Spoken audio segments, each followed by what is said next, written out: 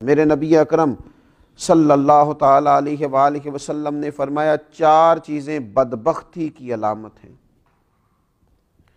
ایک تو فرمایا کہ آنکھوں کا خشک ہو جانا، کبھی بھی اللہ کے خوف سے ان میں آنسوؤں کا نہ آنا بدبختی کی علامت ہے۔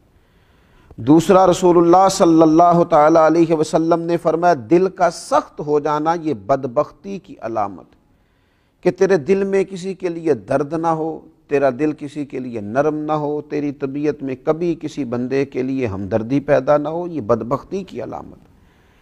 اور تیسرے نمبر پر نبی پاک صلی اللہ تعالی علیہ وسلم نے فرمایا دنیا کی ہرس میں لگ جانا، لالچ پیدا کر لینا، ہوس پیدا کر لینا، میں کیسے کو زیادہ سے زیادہ مال اکٹھا کر سکتا ہوں، یہ بدبختی کی علامت۔